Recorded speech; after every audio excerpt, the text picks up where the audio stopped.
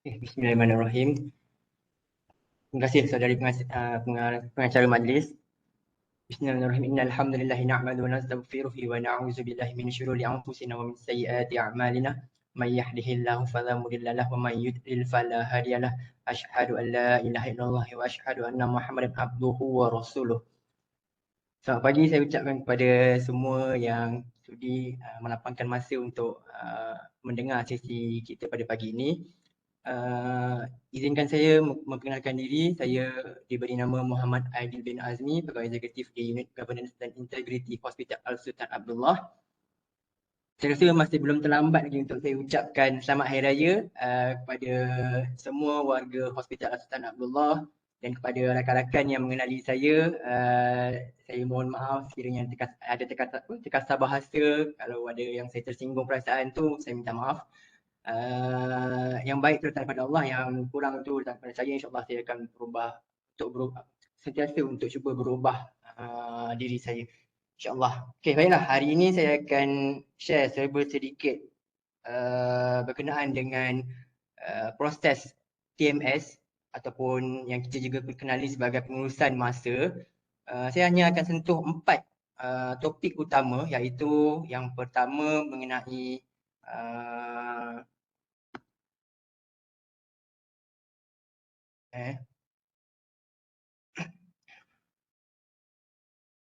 Okay, seperti yang Tuan Puan sedia maklum, kita dah mula menggunakan TMS ni sejak 1 Februari pada tahun 2021. Ini bermaksud untuk staf yang telah melapor diri bermula daripada 1 Februari 2021, sekurang-kurangnya anda telah menggunakan TMS ini untuk tempoh 2 tahun, dan pada yang melapor diri sekurang-kurangnya pada 1 Mac tahun 2023, anda telah menggunakan TMS ni sekurang-kurangnya 1 bulan, tempoh 1 bulan. So anda dah tahu macam mana cara nak menggunakan TMS, macam mana cara nak flow in dan flow out. Tapi untuk antara kita kat sini ada mungkin menghadapi beberapa isu. Contohnya bermasalah untuk mendapatkan koordinat, bermasalah juga untuk membatalkan peranti, ataupun tak tahu macam mana nak buat pengesahan keberadaan, dan mungkin tak tahu juga berkenaan dengan perubahan kad pelakar waktu. Saya akan cuba rungkaikan satu persatu.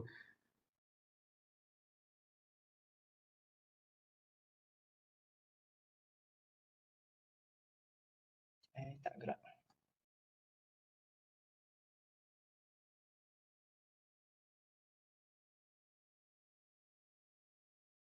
Okey. Baiklah, macam saya cakap tadi,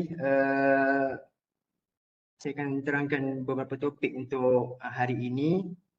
Yang pertama adalah punca kuasa yang mana kita mula menggunakan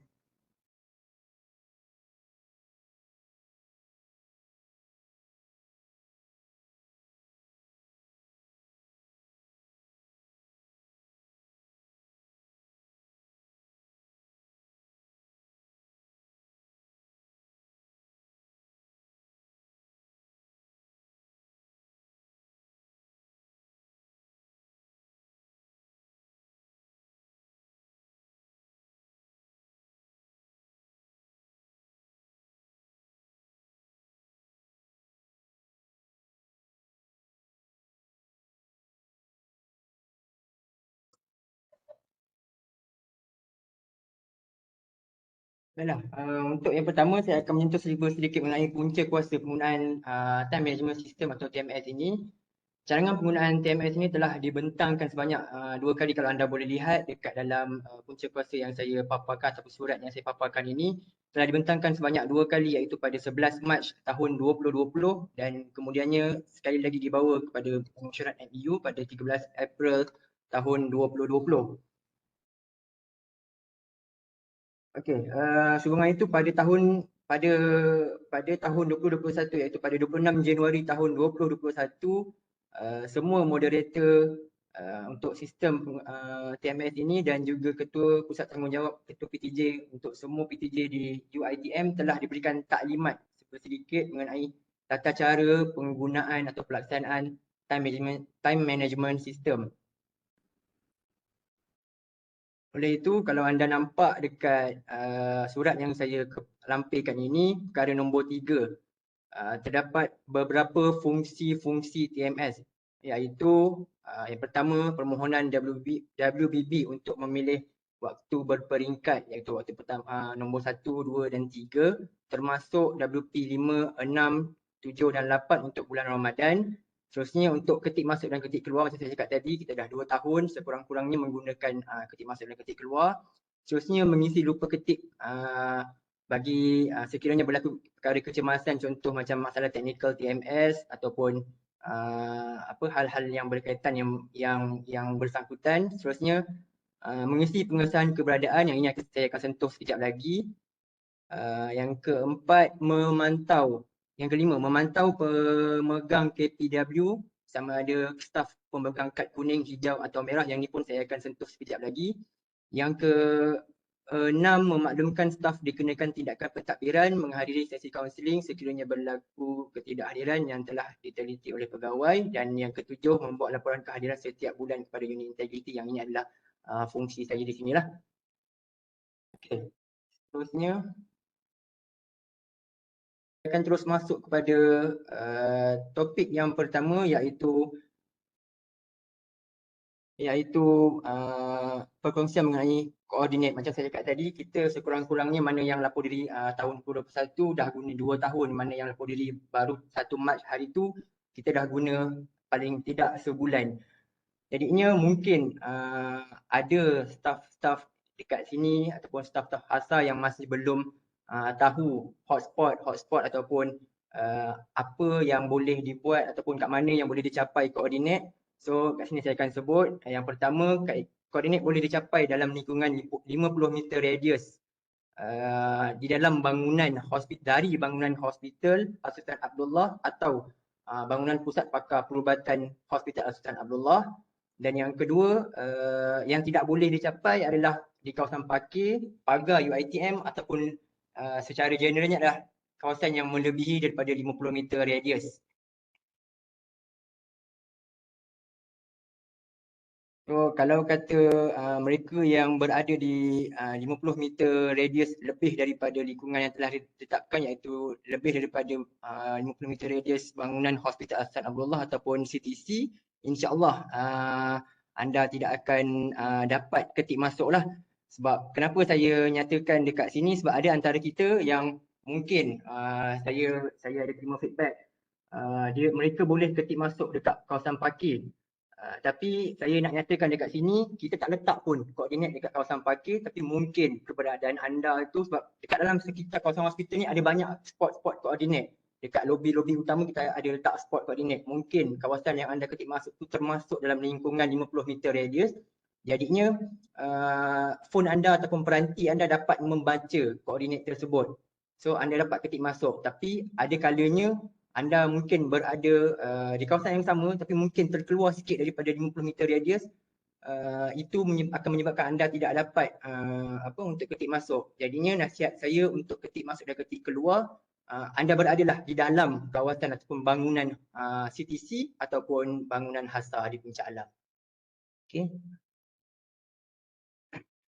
Okey, seterusnya saya akan memperincikan sedikit spot-spot koordinat yang telah diletakkan di HASA secara amnya untuk memudahkan anda mencari koordinat ataupun berada di kawasan yang betul untuk ketik masuk dan ketik keluar. Okey, yang pertama untuk di bangunan HASA.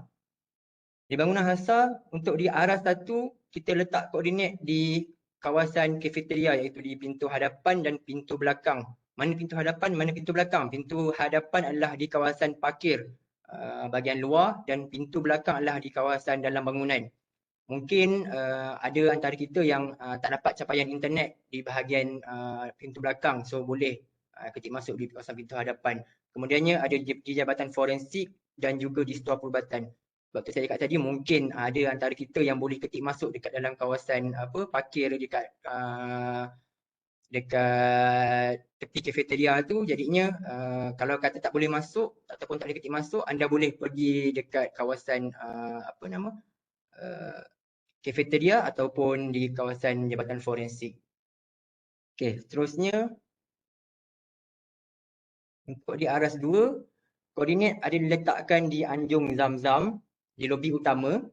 Kemudiannya di kawasan Jabatan Kecemasan, di Jabatan Kecemasan ni kita ada letak di setiap bahagian, iaitu di zon hijau, zon kuning dan juga zon merah, dan juga di lobi lift berhadapan dengan Jabatan Kecemasan, iaitu lobi lift staff. So kalau kata nak ketik masuk, boleh ketik masuk di situlah. Kemudiannya di klinik pakar, untuk klinik pakar kita letakkan semua klinik pakar. Di klinik pakar perubatan, di klinik pakar pembedahan, ENT Oftal, klinik pakar PITS, ONG, itu juga. Terusnya untuk yang keempat adalah di hadapan lift pelawat, iaitu di depan radiologi. Jadi mungkin staf-staf di radiologi yang boleh yang ada capaian internet boleh ketik masuk dan ketik keluar di kawasan tersebut. Seterusnya di Aras 3. Okey, untuk di Aras 3 koordinat ada letakkan di Anjung Platinum, iaitu depan secretary tu. Kemudian di kawasan rehab. Kemudiannya di Dewan Bersalin, ada dua, iaitu di dalam Dewan Bersalin dan juga di ruang menunggu. Di ruang menunggu waris. Seterusnya di lift lobby Aras 3 di kawasan berdepan dengan lobby lift. Seterusnya di perpustakaan Aras 3, iaitu di dalam kawasan perpustakaan lah, mana yang boleh capai. Baiklah, seterusnya di ward. Di ward Aras 6, di semua ward Aras 6, di ward Aras 7, di semua ward, Aras 8 pun semua ward, dan juga di lobi Aras 4. So maksudnya untuk yang berada di Aras 4 ataupun bertugas di Aras 4, anda boleh log in di kawasan lobi lah. Untuk Aras 9 saya tak nyatakan di sini sebab koordinat tidak diletakkan di Aras 9, tapi koordinat diletakkan di Aras 10. Saya dah cuba, insyaAllah capaian tu dapat dicapai di Aras 9. Tapi kalau anda kata ada staf di Aras 9 yang bermasalah untuk ketik masuk, boleh hubungi kami akan cuba tambah koordinat di Aras 9. Okay, seterusnya lain-lain untuk di bangunan HASA. Di level 5, untuk di level 5 ada dua. Satu di bangunan akademik, di kawasan lobi bangunan akademik, dan yang kedua di Aras 10, kedua-dua wing dan juga lift lobby, iaitu wing HR, wing pentadbiran dan juga lobi utama kita lah, lobi lift kita. Untuk di Pusat Pakar Perubatan Sungai Buloh ataupun di CTC, kita ada letakkan koordinat di lobi utama CTC. Ya, seterusnya kita letakkan juga dekat kaunter informasi di IMMB dan juga di lobi Fakulti Perubatan. So insyaAllah kawasan sekiranya anda berada di kawasan ini, anda boleh untuk ketik masuk.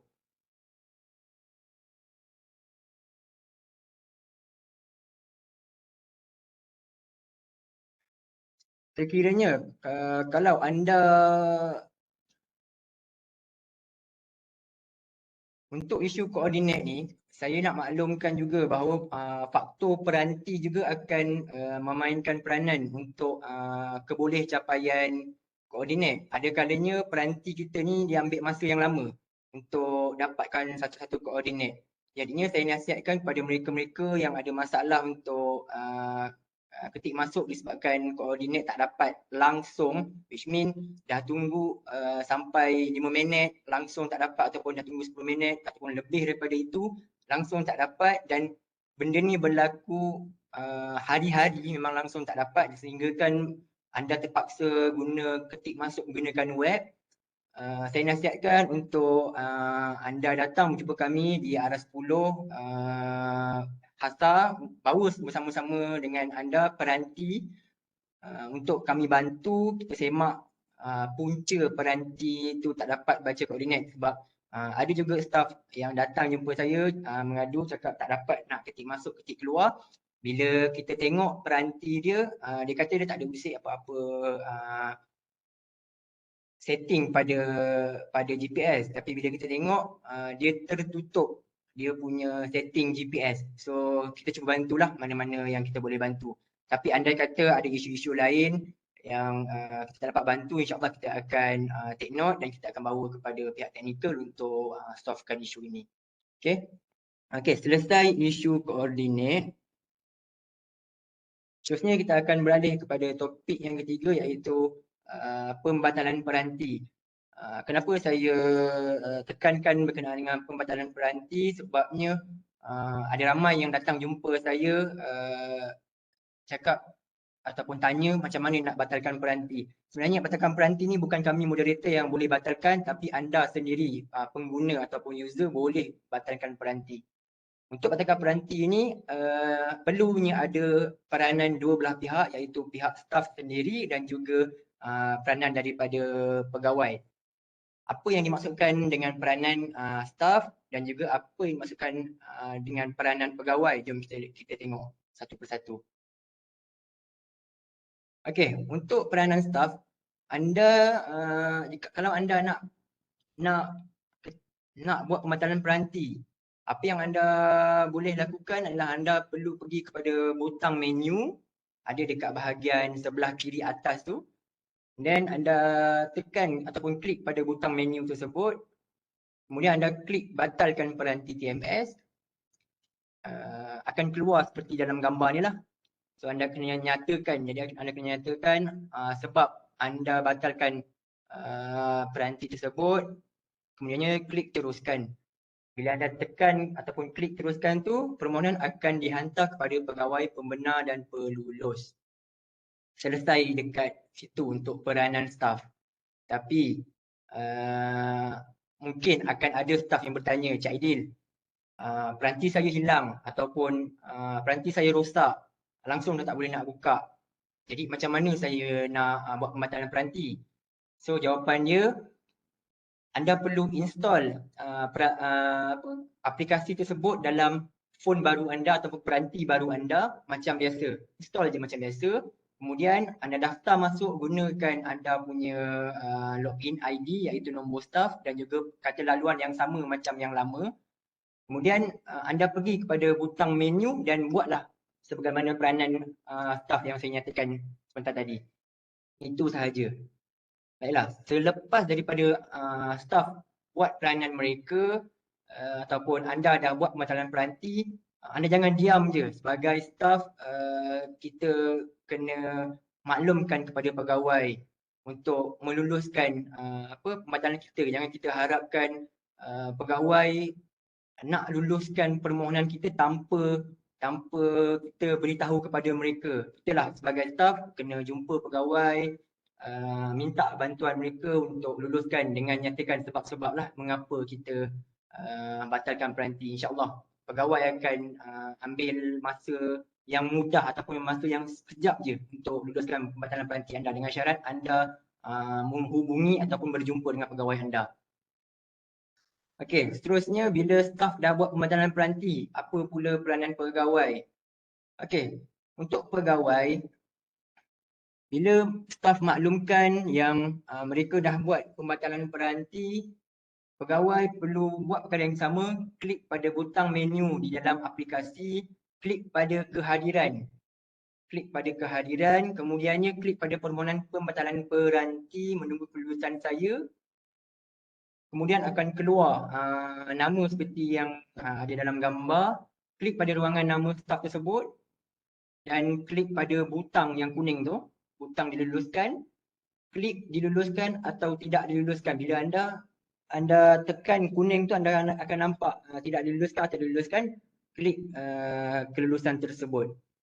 Bila anda dah klik kelulusan tersebut, sama ada anda luluskan atau tidak luluskan. Kalau kata anda luluskan, staf dah boleh gunakan peranti macam biasa. So selesai untuk pembatalan peranti. Tapi kalau anda tidak luluskan ataupun pegawai tidak luluskan, staf terpaksa untuk buat pembatalan peranti sekali lagi, ikut step-step yang saya nyatakan tadi, dan pegawai perlu luluskan. Okey. Baiklah, selesai untuk pembatalan peranti. Seterusnya saya akan pergi beralih kepada topik yang keempat, iaitu pengesahan keberadaan. Okey, apa tujuan kita buat pengesahan keberadaan ni? Untuk pengesahan keberadaan ni, tujuannya adalah untuk staf mengisi maklumat pengesahan untuk merekod kehadiran semasa menjalankan kerja-kerja rasmi atau keberadaan di luar pejabat. Contoh, anda ada mesyuarat ataupun kursus di luar, ataupun anda menjalani latihan sangkutan yang tempoh masanya mungkin seminggu, mungkin 2 minggu, jadi anda boleh buat keberadaan tu dalam tempoh seminggu atau 2 minggu tu secara terus. Ataupun lain-lain, sebagai contoh anda pergi menjalani program transformasi minda PTM. Jadinya anda memerlukan masa 7 hari berada di sana. Tapi pada masa sama anda kena bekerja. Jadinya buat pengesahan keberadaan untuk tempoh sepanjang tempoh anda buat PTM tu. Tak perlu untuk buat ataupun ambil cuti. Okey. Kelulusan permohonan pengesahan keberadaan ni perlu diluluskan oleh pegawai. Setelah diluluskan, rekod pengesahan keberadaan ni akan tertera kepada rekod kehadiran komprehensif dan dia akan terguna pakai untuk rekod kehadiran kita lah. Sekiranya anda tidak buat pengesahan keberadaan dan anda tidak ketik masuk, sebab kalau kita bertugas di luar, contoh mesyuarat di luar, latihan sangkutan di luar ataupun pergi BTM, dekat sana tiada koordinat. Jadinya anda tak boleh nak ketik masuk. So anda perlu buat keberadaan. So kalau anda tak buat keberadaan, anda tak ketik masuk, akan keluar tidak ada bertugas tanpa kebenaran. Tidak ada bertugas tanpa kebenaran ni, moderator akan jana sebagai pelanggaran lah. So kalau ada isu berbangkit, akan mungkin akan ada pegawai daripada pihak Shah Alam yang akan hubungi kami untuk meminta pengesahan sama ada anda ada memohon cuti atau tidak. Kalau anda tak ada memohon cuti, kemungkinan anda akan dipotong gaji pada hari-hari yang anda tidak hadir tu. Jadinya pengesahan keberadaan ni penting. Dan juga untuk yang lain-lain tu saya tekankan juga untuk waktu ataupun semasa masalah teknikal TMS yang dihadapi oleh semua orang. Sebagai contoh, hari tu kita ada hadapi sedikit gangguan teknikal sampai kita tak boleh nak ketik masuk. Jadinya saya cadangkan ataupun saya mohon untuk buat pengesahan keberadaan, sebab kalau kita buat lupa ketik, dia akan perlu pegawai yang perlu luluskan immediately. Kalau tidak, anda akan didapati melakukan pelanggaran. Tapi kalau anda membuat pengesahan keberadaan, sudah mencukupi untuk menggambarkan anda hadir pada hari tersebut. Walaupun pegawai lewat, contoh pegawai terlewat untuk luluskan pengesahan keberadaan anda tidak dikira sebagai tidak hadir sebab rekod anda untuk keberadaan tu dah ada dekat dalam anda punya rekod kehadiran komprehensif. Okey, macam mana nak buat pengesahan keberadaan? Pengesahan keberadaan ni tak boleh buat dekat dalam apps. Dekat apps kita belum ada lagi capaian untuk buat pengesahan keberadaan. Untuk buat pengesahan keberadaan ni kita perlu buka dekat website. So pergi dekat pengurusan waktu bekerja, klik pada pengesahan keberadaan dan klik pada permohonan pengesahan keberadaan. Yang bahagian atas ni, kemudian akan keluarlah bahagian bawah ni, maklumat pengesahan keberadaan. So pilihlah tarikh anda buat pengesahan keberadaan tu. Mungkin ada persoalan, contoh Cik Aidil, saya berada untuk menjalani PTM dalam tempoh 5 hari ataupun 7 hari dekat ILD. So macam mana saya nak buat untuk seminggu? Boleh buat untuk seminggu. Anda pergi dekat tambah maklumat tu. So bila anda tambah maklumat, dia akan tambah dekat bawah tu untuk tarikh-tarikh yang berikutnya. So anda kena buat satu persatu lah. Untuk pengesahan keberadaan ni anda boleh buat sekali je. So untuk seminggu tu anda ada rancang ataupun anda dah tahu anda akan keluar dalam tempoh seminggu, anda buat ambil satu hari untuk anda buat pengesahan keberadaan untuk seminggu terus. So tak ada masalah. Okey. Bila anda dah buat keberadaan, jangan anda draft permohonan sebab kalau anda draft permohonan sistem takkan baca permohonan anda. Anda klik pada hantar sebab ada staff yang dia tekan draft je, lepas tu dia terlupa nak buat hantar, klik hantar tu. So make sure bila dah buat keberadaan terus hantar, jangan hanya draft sahaja. Okey, selesai untuk pengesahan keberadaan.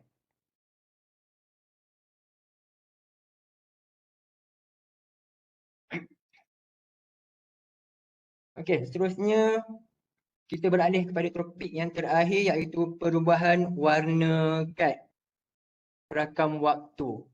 Okey, saya rasa untuk perubahan kad perakam waktu ni mungkin ramai yang terlepas pandang dekat aplikasi kita. Kita boleh lihat sebenarnya dekat bahagian bawah. Kalau anda lihat yang kawasan yang warna merah tu saya ada highlightkan warna kad. Jadinya kalau perasan juga ada sebelah kanan sebelah kiri anda warna kuning dan sebelah kanan warna hijau. Okey, kenapa jadinya warna hijau tersebut? Kat sini saya akan nyatakan. Okey, perubahan kad perakam waktu ni akan berlaku apabila pelanggaran bulan semasa. Contoh bulan 4 anda buat pelanggaran. Tapi nanti masa bulan 5 nanti kad perakam waktu anda akan berubah warna kad sekiranya pegawai tidak meluluskan pelanggaran anda untuk bulan 4 ini sebelum pada 4 hari bulan 5. So kalau kata tarikh akhir adalah pada 4 hari bulan 5. So pada hari bulan 5 hari bulan 5 kad perakam waktu anda kalau tidak diluluskan pelanggaran tersebut akan berubah kepada warna hijau lah. Kalau yang kuning akan berubah kepada hijau, kalau hijau akan berubah kepada merah. Okey, terdapat beberapa jenis pelanggaran iaitu tidak hadir bertugas tanpa kebenaran, kedua tidak ketik masuk atau ketik keluar tanpa kebenaran, seterusnya tidak ketik masuk lewat tanpa kebenaran, ketik keluar awal tanpa kebenaran. Untuk untuk pelanggaran ini email peringatan akan dikeluarkan kepada pegawai pembenar pada setiap 1 hari bulan setiap bulan. Contoh untuk bulan 4 tadi, 1 hari bulan 5 nanti anda akan terima satu notifikasi bahawasanya anda perlu meluluskan pelanggaran yang dilakukan oleh staf anda untuk bulan 3. So sekali lagi saya ingatkan, sebelum ataupun hari akhir adalah 4 hari bulan. 4 hari bulan, so 5 hari bulan kalau anda tak luluskan dia akan berubah kepada warna hijau. Dan juga ada pegawai yang kontak saya ataupun hubungi saya pada 5 hari bulan dan seterusnya menyatakan, Syahidin, saya dah luluskan permohonan pelanggaran staf, tapi kenapa kad staf masih lagi warna hijau atau merah?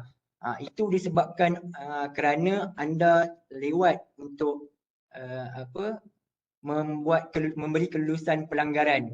So pastikan selewat-lewatnya pada 4 hari bulan anda dah luluskan permohonan pembatalan peranti untuk permohonan pelanggaran untuk semua staf seliaan. Okey, sekadar perkongsian dan peringatan kepada diri saya sendiri juga untuk warna kad apa ataupun macam mana boleh berubah.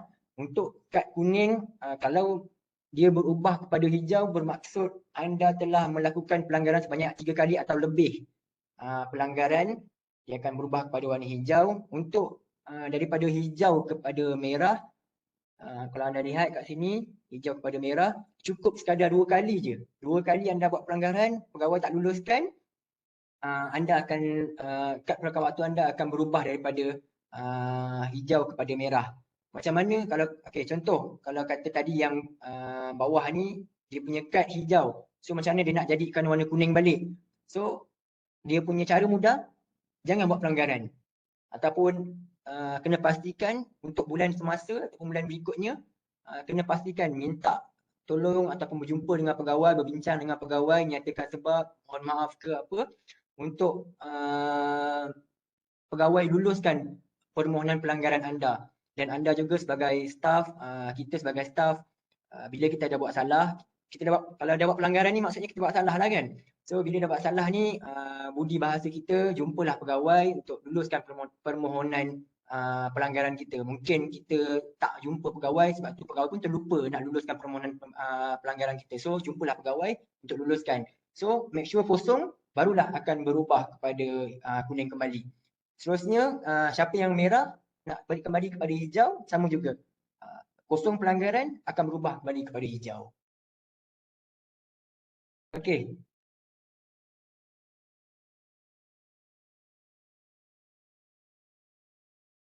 Okey, ini peranan staf dan juga peranan pegawai untuk pelanggaran kad pelakar waktu. Untuk staf, macam saya cakap tadi, anda tahu dah anda buat pelanggaran, anda berjumpalah dengan pegawai anda, berbincang dengan pegawai anda sekiranya terdapat pelanggaran yang masih belum diluluskan. Untuk peranan pegawai pula, untuk setiap bulan, make sure atau pastikan setiap 4 hari bulan selewat-lewatnya anda semak rekod kehadiran staf yang masih belum diluluskan. Kalau tak mana nak semak, anda boleh tengok kat gambar yang saya share tu, klik pada butang menu, tengok pada kehadiran, kemudian tengok kepada rekod kehadiran staf sediaan menunggu kelulusan saya dan juga kehadiran menunggu tindakan saya. So tengok dekat situ, ambillah tindakan melulus atau tidak melulus pelanggaran staf sediaan. Okey, alhamdulillah untuk perkongsian saya untuk hari ini, saya dah sentuh semua 5 topik kesemuanya. Jadinya saya mohon maaf kalau sepanjang perkongsian saya ni mungkin saya ada salah bicara, terkasar bahasa ataupun tersentuh mana-mana sensitivity. Saya mohon maaf. Yang terkurang, yang baik tu datangnya daripada Allah, yang terkurang tu adalah berpunca daripada kelemahan saya sendiri dan insya-Allah saya akan ubah dari masa ke semasa. Jadinya saya pulangkan semula sesi ini kepada saudari pengacara. Terima kasih. Terima kasih Cik Dil. Tapi kita ada beberapa soalan. Antaranya, dalam masa 1 hari, berapa kali max boleh ketik masuk dan keluar? Itu soalan pertama. Soalan kedua, contoh ada masalah dengan cuti, lambat apply, backdated, staff kena ketik masuk dan ketik keluar untuk date yang masalah cuti tu. Apa tindakan yang staff perlu lakukan pada ketik masuk dan ketik keluar itu? Boleh batalkan ke ketik masuk, ketik keluar pada hari itu? Okey Fazila, saya jawab yang dua ni dulu boleh? Boleh Okey, untuk yang soalan pertama daripada RR, dalam masa 1 hari berapa kali max boleh ketik masuk dan keluar? Jawapannya sepatutnya tiada limit. Maksudnya staff yang double shift, contoh macam staff nurse, mereka perlu bekerja double shift. So anda boleh ketik masuk dan ketik keluar 2 kali. Contoh anda masuk pukul 7 balik pukul 2. Anda sambung shift seterusnya 2 sampai 7. So anda ketik masuk pukul 7 balik pukul 2 tu anda ketik keluar, ketik balik masuk pukul 2, seterusnya ketik keluar pukul 7 petang berikutnya. Kalau begitu juga kalau kata anda sambung lagi untuk 7 sampai pagi, so sambunglah ketik tadi. Sorry, 2 sampai 9 okey. 2 sampai 9, so pukul 9 tadi anda ketik masuk balik, keluar balik pukul 7 pagi besoknya. So boleh 3 kali juga, tak ada masalah.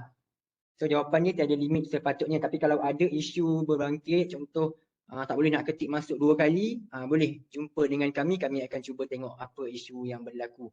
Untuk soalan kedua, ada masalah dengan cuti, lambat apply, backdated, staff kena ketik masuk dan ketik keluar untuk date yang masalah cuti.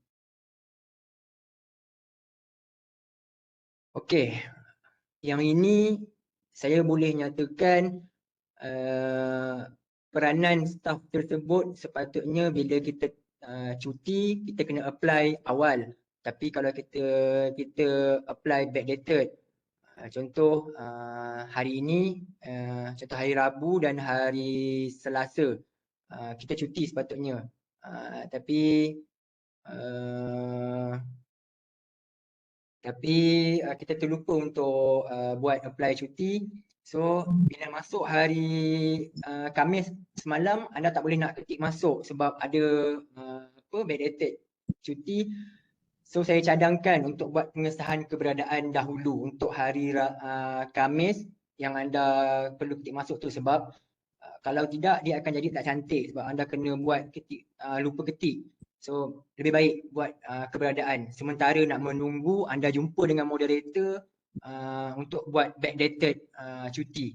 Mungkin dia akan ambil masa yang lama. So lebih baik untuk buat pengesahan keberadaan. Saya harap menjawab soalan. Okey Fazira. Okay, soalan seterusnya, berapa maksimum jam bagi penggunaan keluar pejabat dalam sebulan? Okey. Berapa maksimum jam bagi penggunaan keluar pejabat dalam sebulan? Saya boleh jawab tiada. Sebab dalam perkeliling tiada menyebut berapa jam yang boleh dibenarkan keluar pejabat dalam tempoh sebulan. Hanya dinyatakan 4 jam untuk Isnin sampai Khamis dan juga 3 jam setengah untuk hari Jumaat. Tetapi kita sebagai staff, kitalah yang kena ada satu kata common sense. Kalau dah kata dalam seminggu tu sampai 2 kali ataupun 3 kali kita keluar pejabat, saya cadangkan lebih baik kita ambil cuti daripada kita ambil keluar pejabat. Kecuali memang dah tak boleh nak selamatkan sangat. Okey, saya harap menjawab soalan. Okey, seterusnya, berapa maksimum jam bagi time off sebulan? Ada yang kata 4 jam dan ada yang kata 8 jam. Mohon pencerahan. Soalan ni saya rasa saya dah menjawab untuk soalan yang atas ni. Berapa maksimum penggunaan keluar pejabat? Maksudnya tiada maksimum untuk sebulan, tapi sehari 4 jam. Okey, seterusnya contoh ada mohon keluar pejabat pada hari yang sama. Tapi bila perasan pada hari backdated, salah mohon AM sepatutnya PM. Adakah perlu batalkan permohonan tersebut dan mohon secara manual atau ada cara lain? Sorry Fazira, boleh ulang? Contoh, mohon keluar pejabat pada hari yang sama. Tapi bila perasan pada hari backdated, salah mohon AM sepatutnya PM. Adakah perlu batalkan permohonan tersebut dan mohon secara manual ataupun ada cara lain? Betul. Untuk sekiranya berlaku kesilapan, anda perlu berjumpa dengan kami, moderator. Kami akan cuba untuk ataupun kami akan bantulah untuk applykan keluar pejabat anda. So, saya harap menjawab soalan. Seterusnya, warna sebenar jika tiada pelanggaran waktu. Sekiranya tiada pelanggaran, sepatutnya warna kuning. Tapi kalau kata ada isu, boleh screenshot dan boleh share kepada kami lah sebagai moderator. Okey, seterusnya untuk staf klinik, staf kerani, boleh ke untuk memohon keluar pejabat? Boleh, tak ada masalah. Tapi macam saya cakap lah, dia budi bicara pegawai untuk keluar pejabat tersebut. So kalau kata pegawai benarkan dan tiada apa-apa urusan yang mengganggu perkhidmatan, saya rasa tak ada masalah dan itu anda perlu bincang dengan pegawai anda. Okey, seterusnya jika ingin berhubung dengan tuan, bagaimana ya? Boleh dapatkan nombor telefon? Boleh. Boleh call extension saya 03 3396 3367. Saya tulis kat sini lah kot. 03 3396 3367. Untuk nombor extension ni juga boleh kita ada WhatsApp so boleh WhatsApp kami dekat talian ni lah. Okey, nampaknya program kita telah sampai ke penghujungnya. Pihak unit latihan ingin mengucapkan ribuan terima kasih kepada Encik Muhammad Aidil di atas kesudian untuk berkongsi maklumat berkenaan proses TMS pada hari ini. Moga taklimat yang disampaikan bermanfaat kepada semua staf HASA dan terima kasih juga diucapkan kepada semua staf HASA yang menyertai taklimat pada hari ini. Pautan jam latihan akan diberikan di ruangan chat. Kita akhiri program kita pada hari ini dengan tasbih kifarah dan surah Al-As. Terima kasih Encik Aidil dan terima kasih semua. Terima kasih.